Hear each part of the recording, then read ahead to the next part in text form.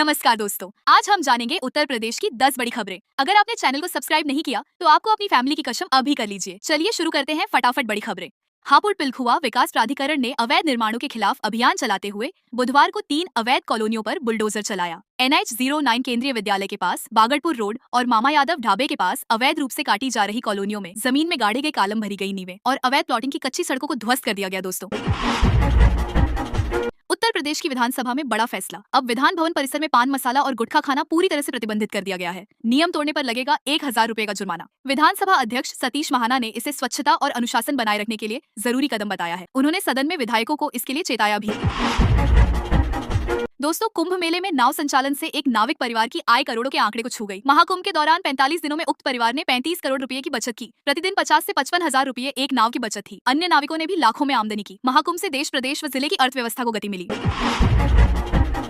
दोस्तों, रिलायंस जियो ने अपने प्रीपेड प्लान से जियो सिनेमा को बतौर एड ऑन बेनिफिट की लिस्ट से हटा दिया है। माना जा रहा है कि जियो सिनेमा और डिज्नी प्लस हॉटस्टार को मिलाकर जियो हॉटस्टार बनाने की वजह से ये कदम उठाया गया है। आपको ये भी बता दें कि कुछ चुनिंदा प्रीपेड प्लान के साथ जियो हॉटस्टार का कॉम्प्लीमेंट्री सब्सक्रिप्शन दिया जा रहा है।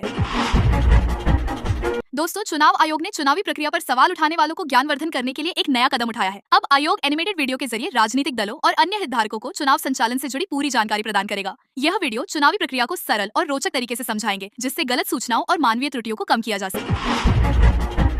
दोस्तों, पशुपालन करने वाले किसानों के लिए अच्छी खबर है। अब पशुओं को भी जेनेरिक दवाएं उपलब्ध कराई जाएंगी। सरकार पशुओं की सेहत में सुधार के साथ साथ किसानों को पशुपालन के लिए प्रोत्साहित कर रही है। अभी तक किसानों को महंगाई दवाई खरीदनी पड़ती थी, मगर अब कम कीमत पर उच्च गुणवत्ता वाली दवाएं उपलब्ध होंगी। इससे टीकाकरण में भी मदद मिलेगी।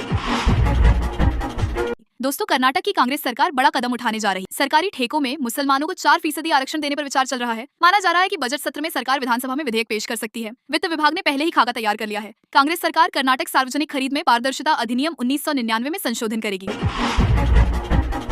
दोस्तों, केदारधाम में बाबा के दर्शन के लिए अब श्रद्धालुओं को और आसानी होगी। केदारनाथ रोपवे प्रोजेक्ट से घंटों की दूरी मिनटों में तय हो जाएगी। सोनप्रयाग से केदारनाथ तक 12.9 किलोमीटर लंबा रोपवे बनाया जाएगा। इससे 8 घंटे की दूरी सिर्फ 30 मिनट में तय हो जाएगी। इसी तरह हेमकुंड साहिब तक पहुंचने के लिए रोपवे का निर्माण गोविंद घाट से होगा। दोस्तों, लोकसभा चुनाव 2024 में उम्मीदों की नई राह पर लौटी कांग्रेस। इसके बाद बीते 7 महीने के दौरान हुए 3 राज्यों के विधानसभा चुनावों में लगे तगड़े झटके से उबरने के लिए संगठन के ढांचे को दुरुस्त करने की कोशिश करती दिख रही। अखिल भारतीय कांग्रेस समिति में पिछले महीने हुए फेरबदल से लेकर हाल के दौरान राज्यों के संगठन में हुए बदलाव इसका साफ संकेत दे रहे हैं।